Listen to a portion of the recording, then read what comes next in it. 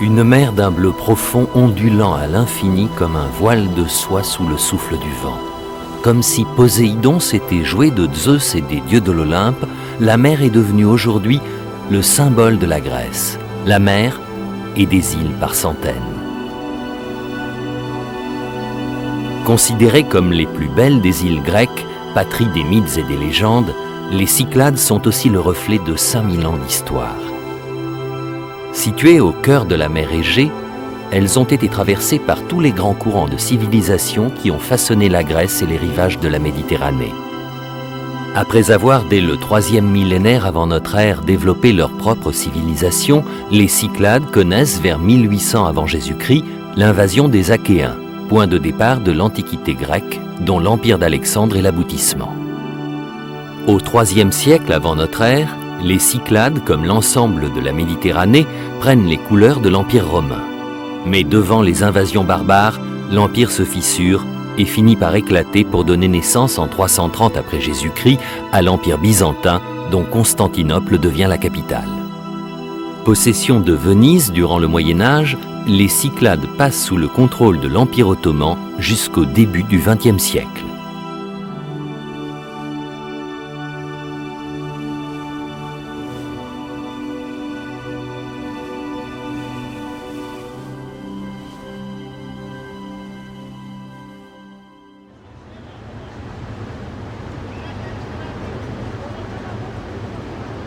Le Pirée est le port d'Athènes depuis le 5e siècle avant Jésus-Christ.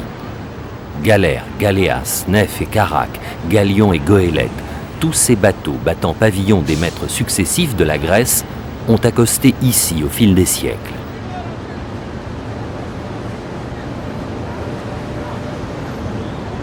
À leur place s'alignent aujourd'hui des navires beaucoup plus pacifiques. Ferries traditionnels, bateaux rapides aux formes futuristes, navires de croisière ou hydroglisseurs. Pour toutes les îles dépourvues d'aéroports, ces bateaux constituent le cordon ombilical qui les relie avec Athènes et le continent.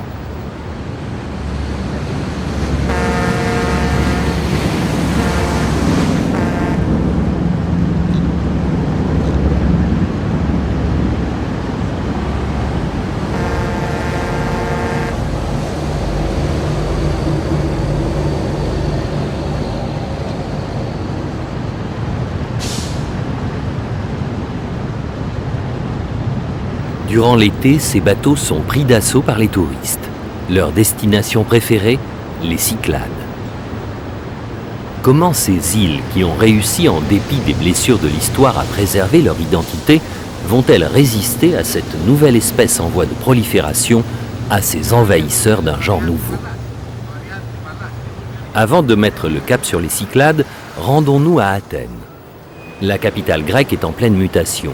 C'est aujourd'hui une ville moderne qui affiche son standing européen.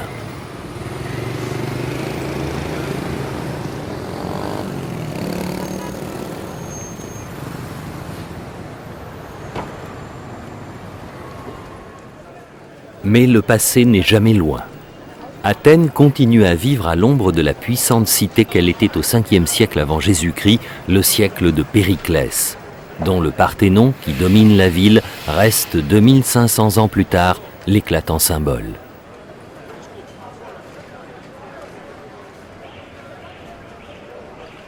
Le rayonnement culturel d'Athènes s'appuie naturellement sur une domination militaire. Les stratèges savent que pour asseoir et étendre sa suprématie, Athènes doit contrôler les îles de la mer Égée, et en particulier les Cyclades. C'est ainsi que naît l'idée de fonder la Ligue de Délos.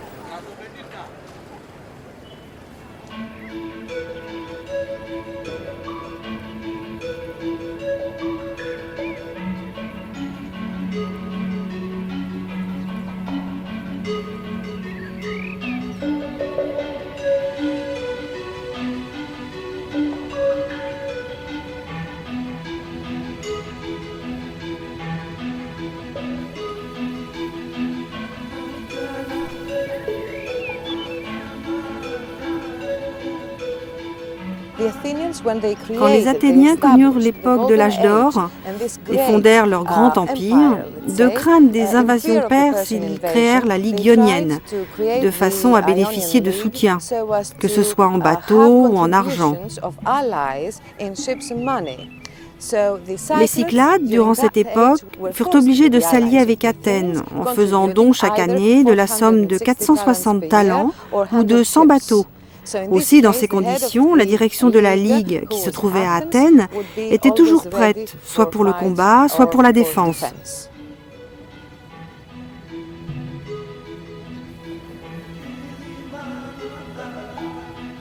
La situation des îles Cyclades, également appelée Kyklades en grec, en fait une sorte de pont reliant trois continents, l'Europe, l'Asie et l'Afrique. Cela signifie qu'elles ont toujours constitué une étape pour les flottes venant de l'Orient vers l'Occident et vice-versa. Loin de l'agitation qui règne dans le port principal du Pirée, Marina Zea accueille les plaisanciers.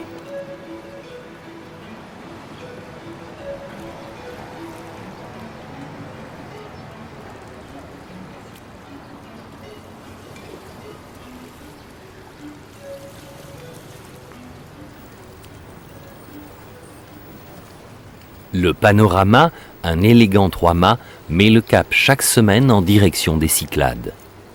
Alors que la plupart des grands navires de croisière se rendent directement vers Mykonos ou Santorin, les stars des Cyclades, le Panorama préfère naviguer à l'écart, vers des îles moins connues de l'archipel.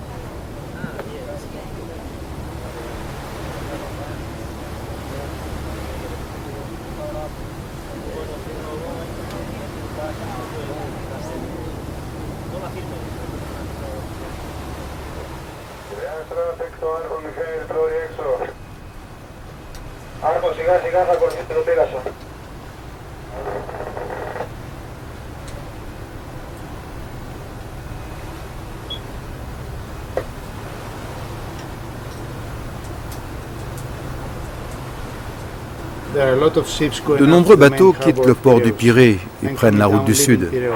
Ce sont des bateaux à passagers ou des cargos. Ça veut dire qu'ils doivent respecter une route bien précise, une sorte de route à deux voies.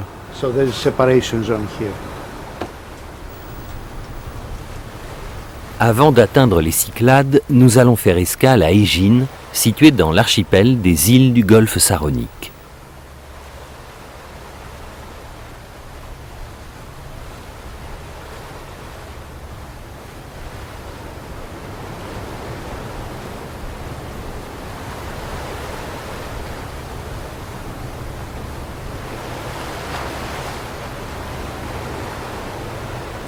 Brillante cité commerçante de l'Antiquité, la première à avoir frappé ses propres pièces de monnaie dès le 7e siècle avant Jésus-Christ, Égine est aujourd'hui une île paisible.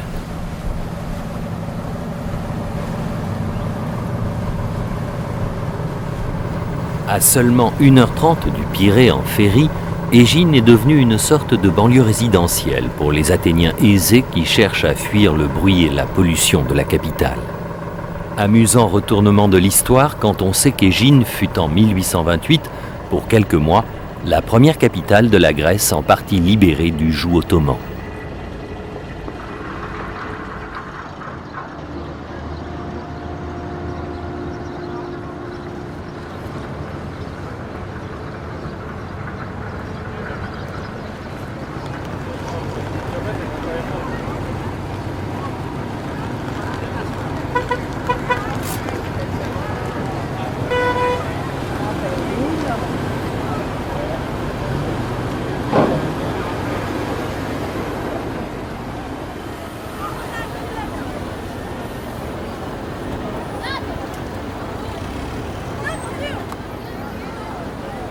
Durant l'Antiquité, à une époque où chaque cité est un État, les relations entre Égine et Athènes sont souvent conflictuelles. Mais quand un danger menace, les deux cités se réconcilient. C'est ainsi que, par exemple, les habitants d'Égine, qui ont la réputation d'être d'excellents marins, vont jouer un rôle essentiel dans la déroute de la flotte perse en 480 avant Jésus-Christ lors de la célèbre bataille de Salamine.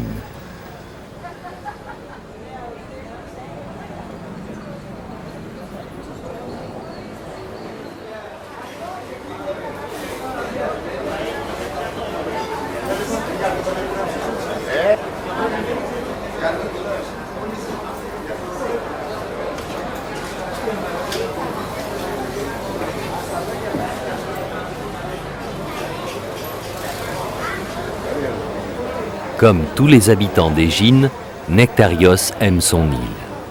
Il est fier du rôle qu'elle a joué dans l'histoire de la Grèce. Mais ce qu'il apprécie le plus, ce sont les ruelles de la vieille ville et le quartier du marché aux poissons.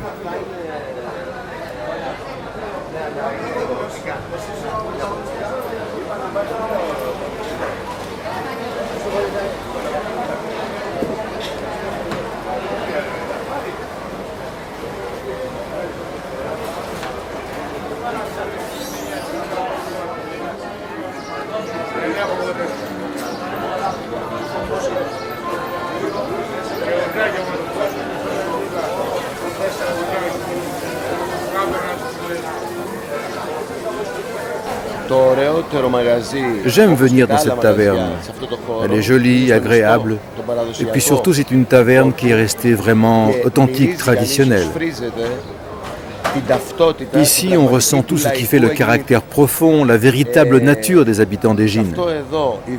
Dans cet endroit, on ne croise pas seulement des artistes et des intellectuels, on rencontre également des gens ordinaires, des ouvriers, des pêcheurs.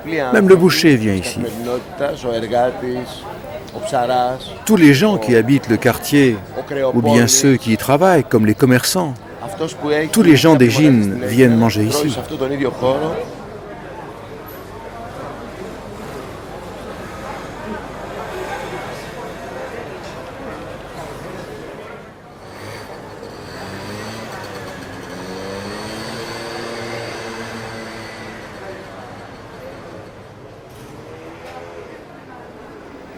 À l'exception d'une tour fortifiée datant de l'occupation vénitienne, la ville ne conserve aucun souvenir de l'époque byzantine.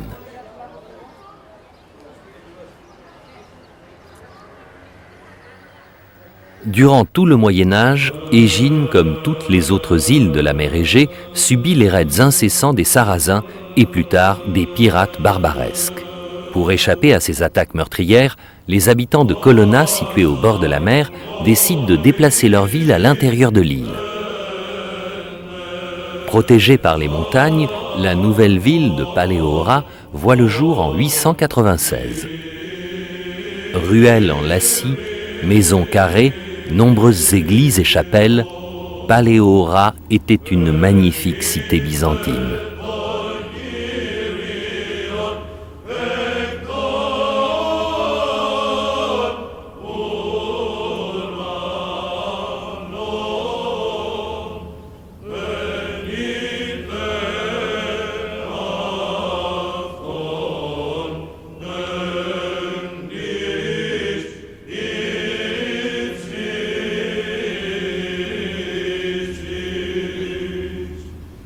Yeah.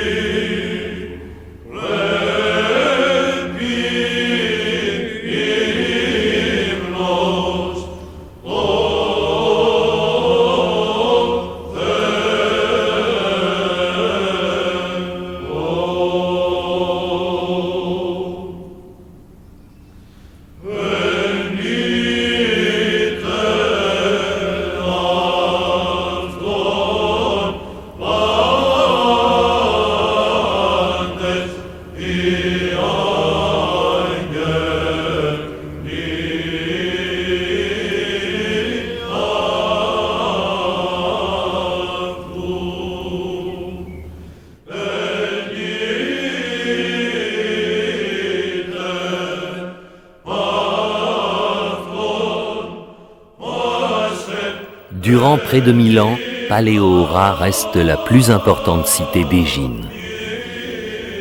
Malgré sa situation, elle subit de temps à autre l'assaut des pirates. Le plus meurtrier a lieu en 1537. Barberousse attaque l'île et fait près de 6000 prisonniers, femmes et enfants qui sont envoyés comme esclaves en Orient.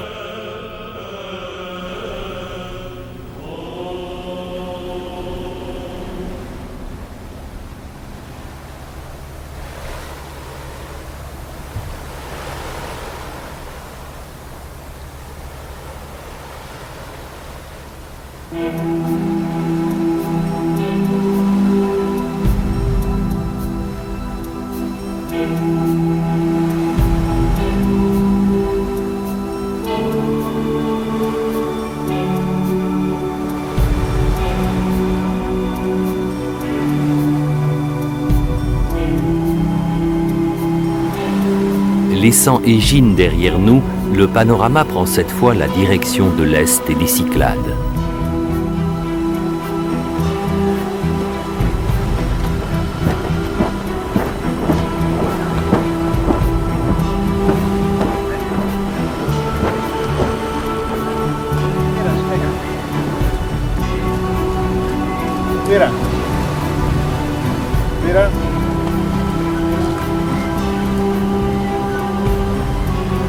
Bénéficiant d'un vent favorable suite au changement de cap, le panorama, les voiles gonflées, file désormais vers Délos, notre prochaine escale.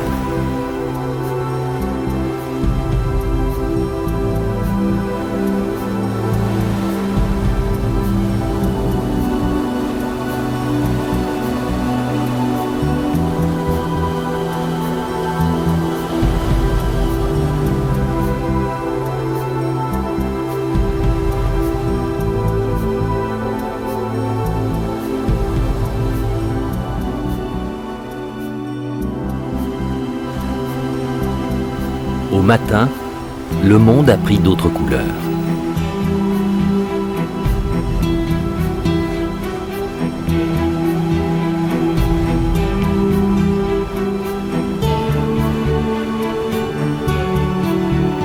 La mer est passée du bleu au gris. Le soleil, encore éclatant la veille, a disparu sous un ciel bas et nuageux qui ne dévoile qu'au dernier instant les contours de l'île sacrée.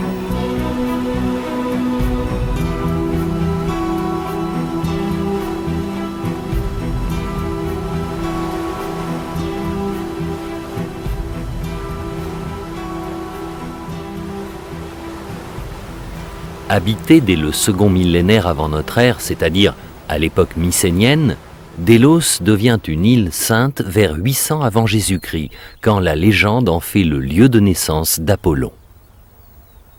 Délos est alors, avec Delphes, le principal centre religieux de la Grèce antique.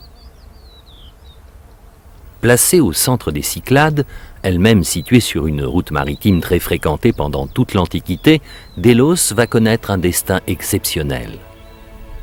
L'île abrite au sein d'un grand sanctuaire hellénique non seulement le culte d'Apollon, mais, phénomène assez rare, celui de la plupart des dieux du panthéon grec.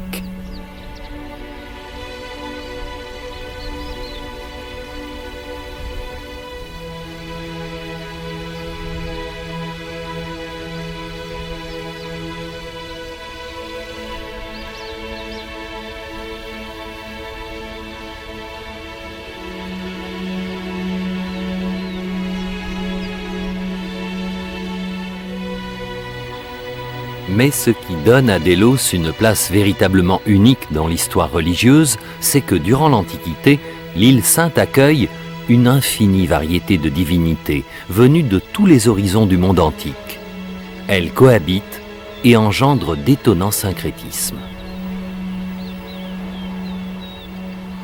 Υπήρχε ένας μεγάλος αριθμός ξένων. Depuis de nombreux siècles déjà, de nombreux étrangers venaient à Délos.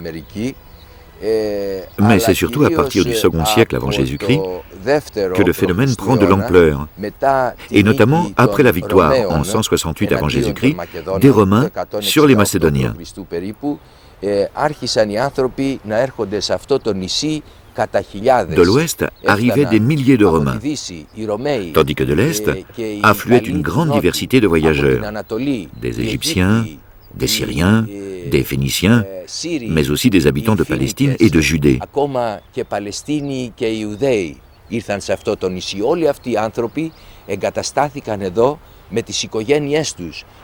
Tous ces voyageurs représentaient des mondes très différents, et quand ils arrivaient ici, ils amenaient avec eux leurs coutumes et leurs dieux. D'une certaine manière, ils inventèrent une sorte de lieu de culte universel. Entre tous ces mondes qui se retrouvaient ici, a fini par se développer des liens commerciaux. L'île de Délos est ainsi devenue un lieu d'échange, où transitaient aussi bien les marchandises arrivant de l'Orient et repartant aussitôt vers l'Occident, que réciproquement.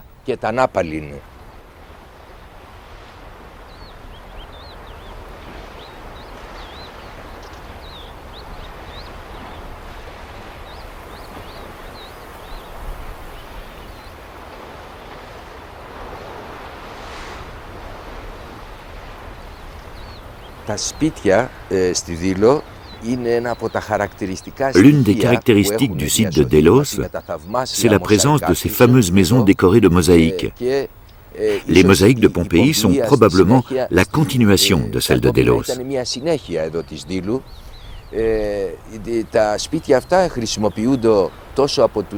Ces maisons-là étaient naturellement habitées par de riches commerçants.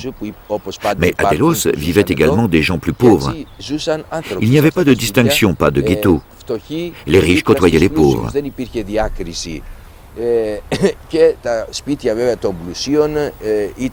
Les maisons des habitants les plus riches étaient construites autour d'un patio avec des colonnes, et c'est là, au milieu des colonnes, que se trouvaient les plus belles mosaïques. L'île étant aride, il y avait un grand problème d'eau. Alors, sous les mosaïques étaient creusés de grands réservoirs. Ils servaient à stocker l'eau de pluie collectée pendant l'hiver à l'aide de canalisations venant des toits. Ce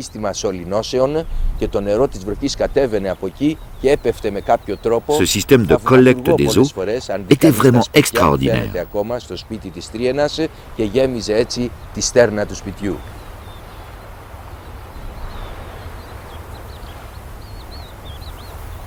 Malgré la beauté de ces maisons, Délos n'est qu'une petite ville, dont la splendeur n'atteint jamais celle des cités du Péloponnèse ou d'Asie mineure.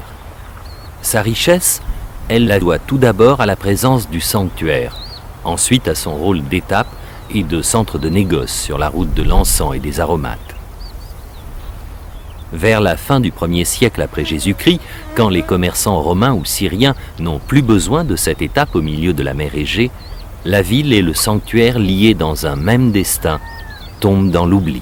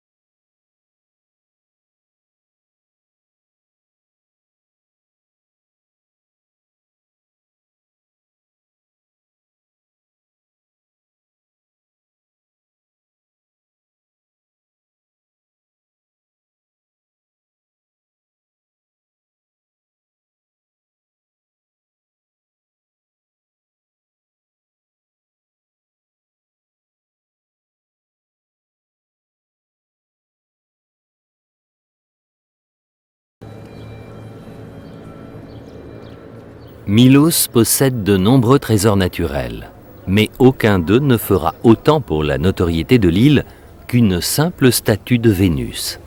La célèbre Vénus de Milo, exposée au musée du Louvre. Si l'on songe que la déesse possédait encore ses 2 bras quand elle fut découverte par un paysan en 1820, la gloire tient vraiment à peu de choses. Un peu à l'écart du port, Plaka, la capitale de l'île, a su conserver le charme des villes cycladiques avec ses petites ruelles ombragées et ses maisons blanches cubiques aux murs couverts de chaux.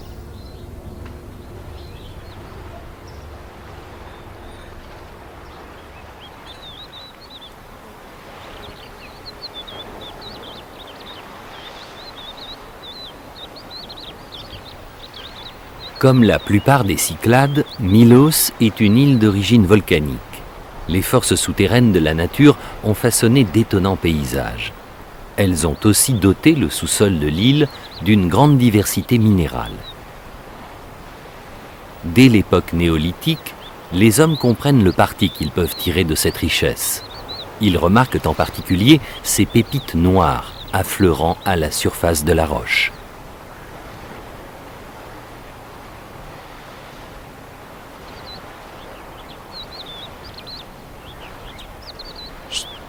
Nous sommes à l'endroit où se trouvaient dans les temps anciens les mines d'obsidienne. Sur le site où nous nous trouvons, ainsi qu'au village de Philakopi, les hommes avaient organisé la fabrication d'armes, la fabrication d'outils et même d'ustensiles domestiques.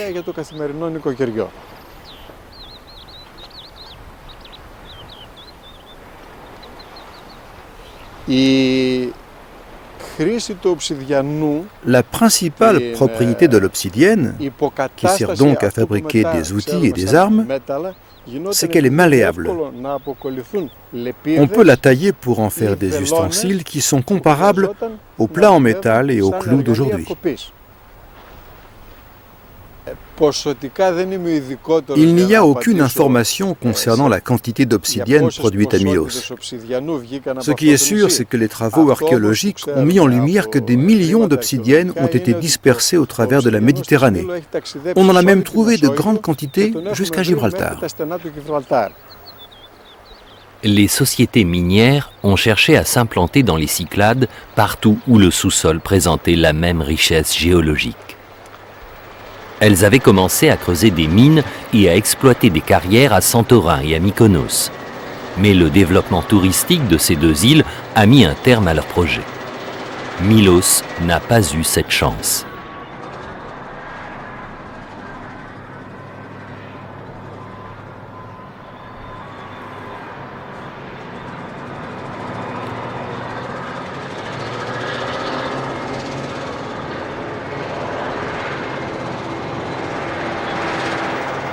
Kaolin, plomb, manganèse, pouzzolane, gypse.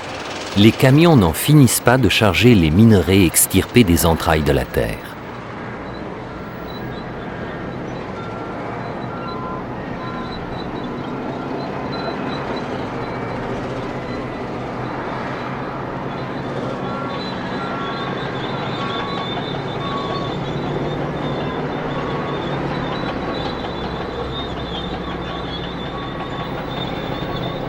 La société minière est depuis de nombreuses années le premier employeur de l'île. Agriculture, élevage, pêche, les perspectives de travail dans les secteurs traditionnels sont limitées. Reste le tourisme.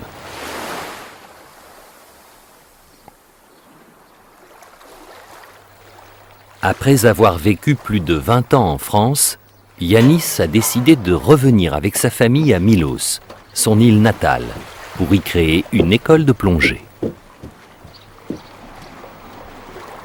Les débuts ont été difficiles. Mal desservi par les avions et les ferries, le développement touristique de l'île peine à s'affirmer.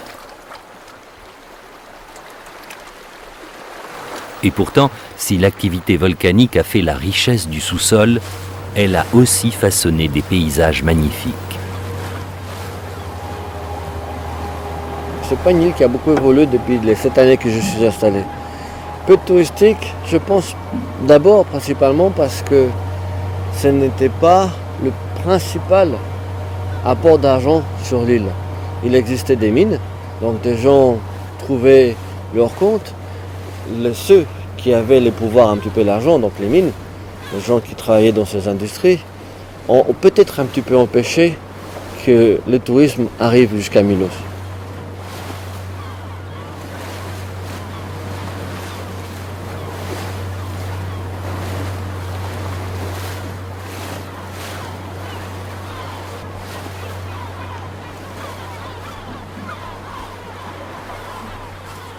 Il y a un message qui est passé très très vite en Grèce, mais pas encore vraiment à l'étranger, c'est que l'île est très jolie. C'est vrai, elle est vraiment très sympa, très très belle. Et il y a donc énormément de Grecs. 80% de la clientèle touristique à Milos sont des Grecs. Nous avons un joli profil de fond. Donc il ne faut pas oublier que nous sommes sur des îles très volcaniques. Donc le fond marin n'est pas le même partout. Nous avons de belles grottes. Nous avons les catacombes, nous avons des sources d'eau chaude. En toute saison, été comme hiver, vous avez des endroits sur Milos.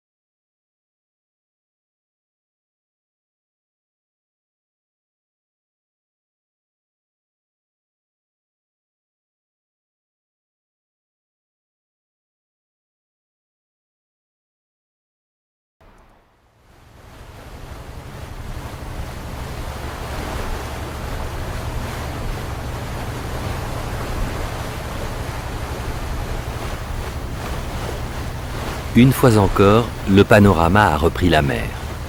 Il se dirige vers Folegandros, une île située résolument à l'écart des routes touristiques.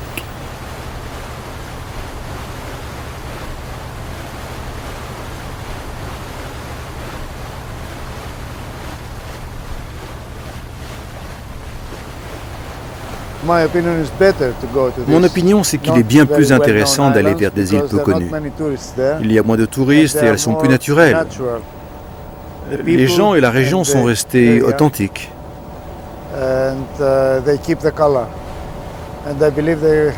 Ils n'ont pas été gâchés par le tourisme, alors que les îles plus célèbres, comme Mykonos ou Santorin, ont été un peu dénaturées.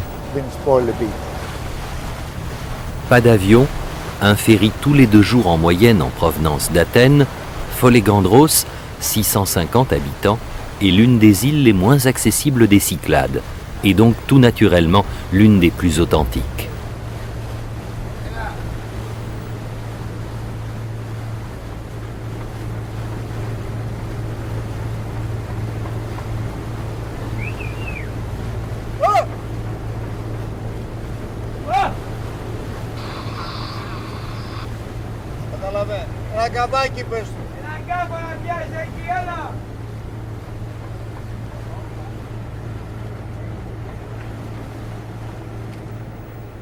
Accroché à la falaise dominant la mer et le port, Ora, la capitale de l'île. Le village s'est naturellement développé autour du castro, c'est-à-dire de la forteresse qui domine Folegandros. Sa construction a commencé au XIIe siècle, à l'époque des pirates. C'est pour être inaccessible et résister aux attaques des pirates barbaresques que la forteresse a été construite au sommet de la falaise. Au fil du temps, le village a subi des modifications qui lui donnent son aspect actuel. Mais pour l'essentiel, il est demeuré inchangé. La forteresse est toujours habitée comme par le passé. C'est un lieu de vie.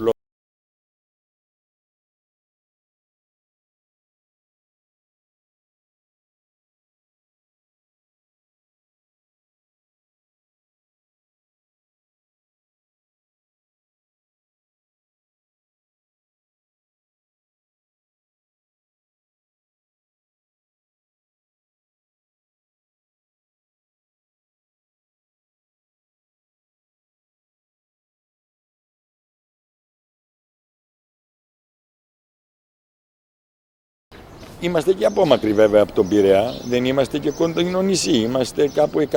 est très loin du Pirée, à environ 200 km.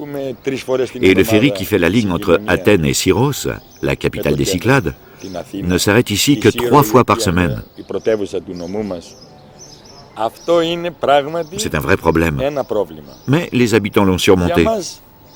D'une certaine façon, on est habitué, même si ça reste difficile.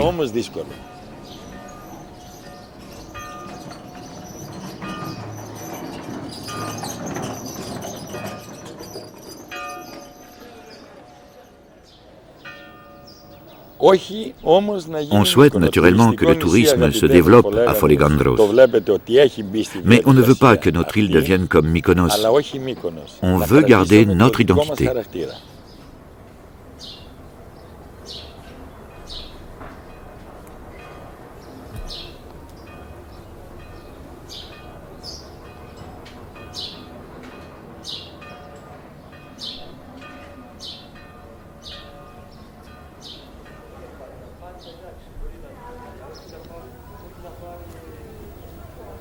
Ces petites maisons de style cycladique augmenteront bientôt la capacité d'hébergement de l'île. Développer le tourisme tout en conservant les activités traditionnelles que sont l'élevage et l'agriculture, c'est le pari des élus de Folegandros. Sauront-ils résister aux sirènes des promoteurs en tout genre? L'avenir le dira. Mais tant que les liaisons maritimes seront aussi peu fréquentes, le danger sera écarté.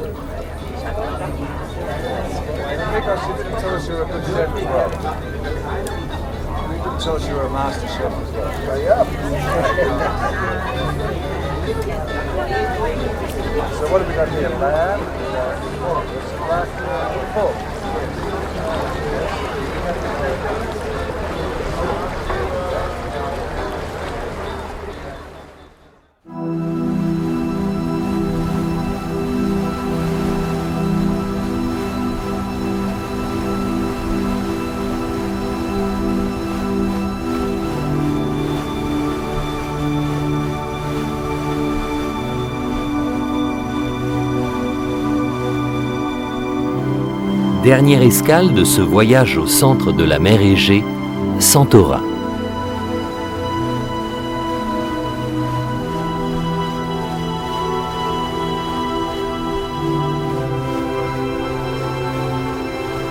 Arrivée spectaculaire. Nous naviguons à l'intérieur de la caldeira, le cratère d'un ancien volcan envahi aujourd'hui par la mer.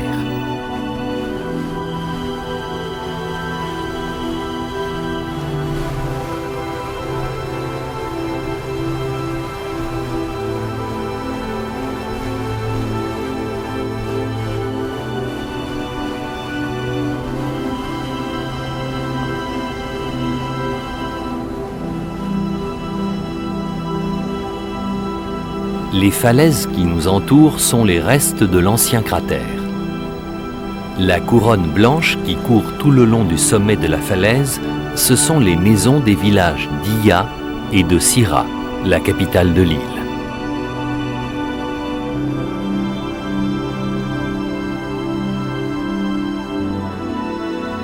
Certaines périodes éruptives ont été particulièrement violentes. Celle qui s'ouvre en 1500 avant notre ère demeure l'une des plus célèbres, parce qu'elle coïncide avec la disparition de la civilisation cycladique. Éruption en 1925, tremblement de terre en 1956, le XXe siècle n'échappe pas à la règle.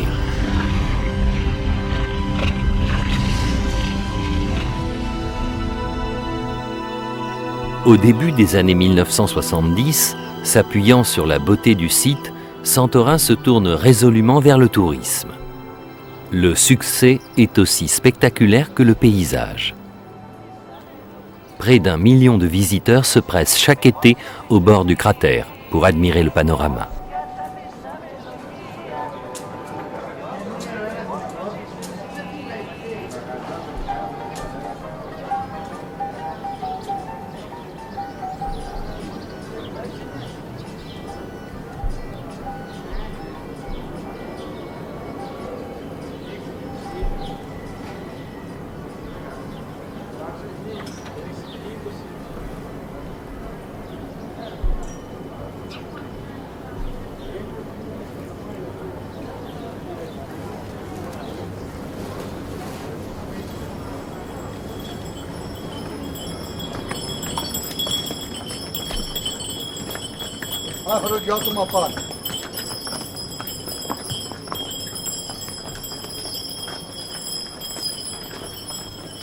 Jusqu'à la fin du XIXe siècle, on connaît peu de choses sur les civilisations de la mer Égée.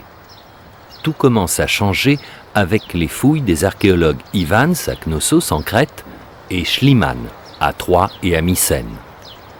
À Santorin, des équipes d'archéologues français puis allemands mettent à jour le site d'Akrotiri qui date de 1550 avant Jésus-Christ.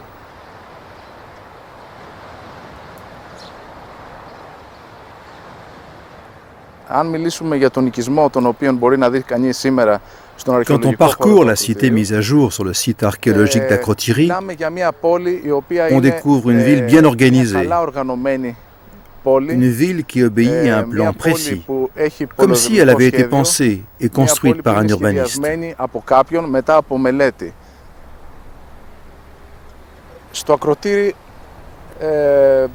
À Akrotiri, on a découvert du mobilier à l'intérieur des maisons, des outils en pierre, mais aussi des céramiques et des ustensiles de cuisine, comme des jarres où étaient conservés les denrées alimentaires. On a aussi découvert des assiettes et des verres. De plus, on a mis à jour, fait unique en mer Égée, des corbeilles en bois.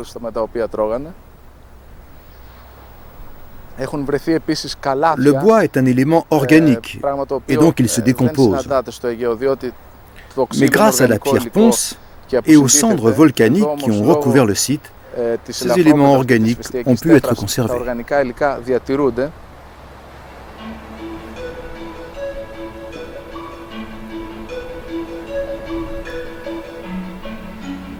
Au-delà de tous les objets usuels aujourd'hui exposés au musée de Sira, la découverte la plus surprenante, ce sont les fresques polychromes qui couvraient par endroits les murs des maisons. Comme par enchantement, les habitants d'Akrotiri d'il y a plusieurs millénaires s'éveillent et s'animent sous nos yeux. Les fresques constituent une mine de renseignements. Elles sont les seules à pouvoir nous montrer comment vivaient les gens à cette époque. Elles mettent en scène la vie quotidienne et recèlent une foule d'informations. Certaines fresques présentent des plantes, des animaux, d'autres nous renseignent sur l'architecture. Une frise représente même une ville, qui pourrait être Akrotiri.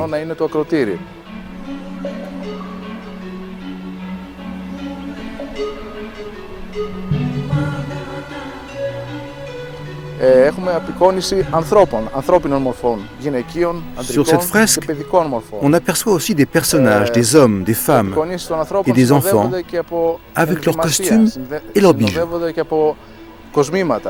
Simplicité des formes, chatoiement des couleurs, les fresques d'Akrotiri sont d'une grande modernité.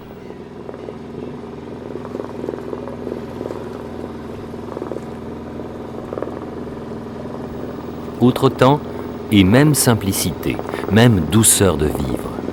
Au petit port d'Ia, quelques barques de pêcheurs se balancent au gré des vagues.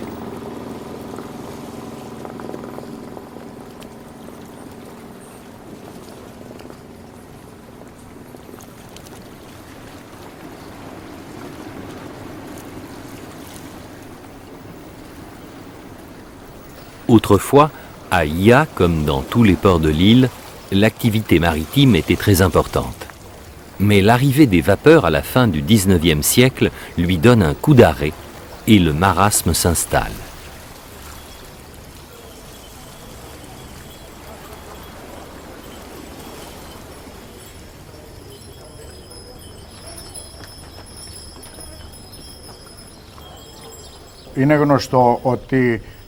L'activité maritime a toujours été très importante, un peu partout à Santorin. Mais la partie de l'île la plus traditionnellement maritime, c'est celle d'Ia. Le port abritait autrefois de très nombreux bateaux qui traversaient toute la Méditerranée et allaient même jusqu'en mer Noire. Les marins de Santorin étaient connus pour leurs compétences. À Ia, les capitaines n'étaient pas seulement marins, ils étaient les riches propriétaires des bateaux. Et c'est pour cette raison que l'on appelle les très belles maisons qui dominent la ville les maisons de capitaines.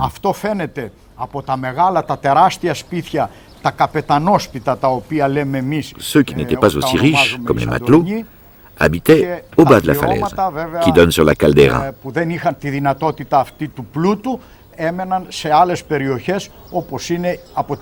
C'était le seul endroit où ils pouvaient habiter.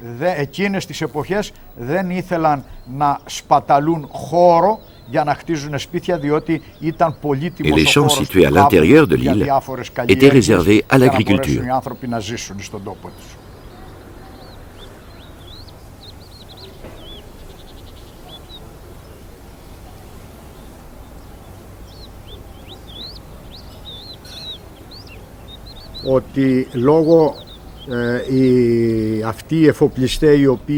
Les capitaines étaient des gens très riches.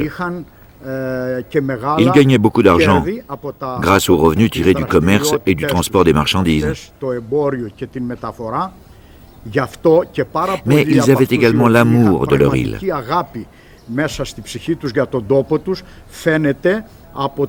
C'est ainsi que certaines familles, comme la famille Nomiku, ont contribué financièrement au développement et à l'embellissement de la ville d'Ia.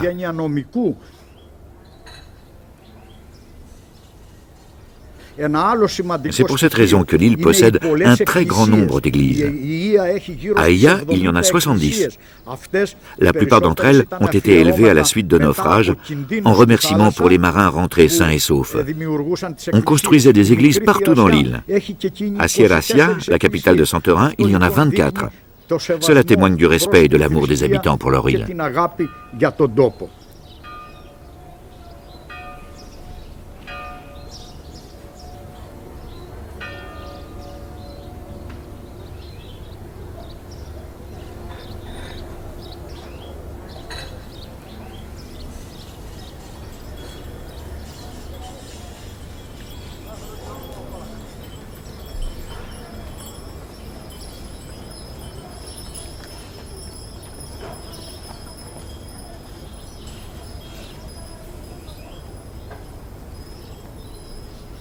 À bien des égards, l'histoire de Santorin est exemplaire.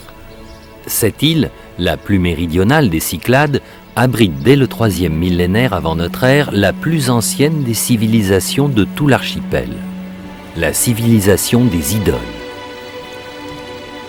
Dès cette époque, du fait de leur isolement au centre de la mer Égée, les habitants de Santorin deviennent d'excellents marins.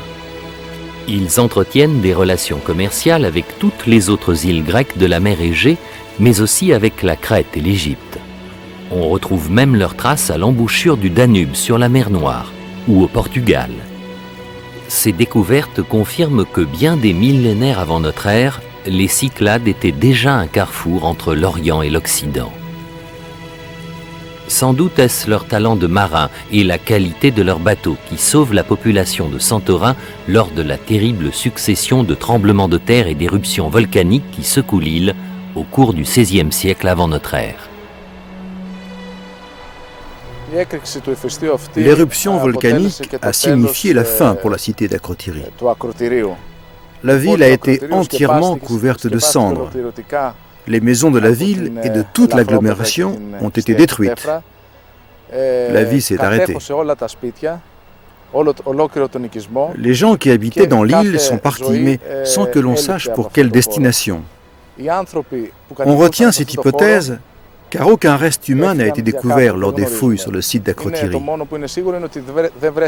Cette hypothèse est également confortée par le fait que la cité possédait une marine très puissante. Les habitants auraient ainsi embarqué à bord de tous ces bateaux et puis ils auraient pris le large. Mais ils ne seraient jamais arrivés à destination du fait de la violence de l'éruption volcanique et du tsunami qu'elle a provoqué. On parle d'une vague de 30 mètres de hauteur qui les aurait engloutis, marquant ainsi de façon définitive la fin de la civilisation d'Akrotiri.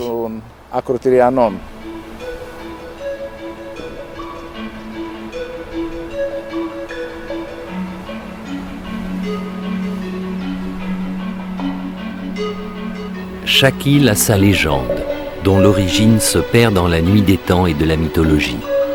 Celle de Santorin est fascinante. C'est Platon, le philosophe grec, qui, le premier, évoquant Santorin, parle d'un continent englouti, la légendaire Atlantide.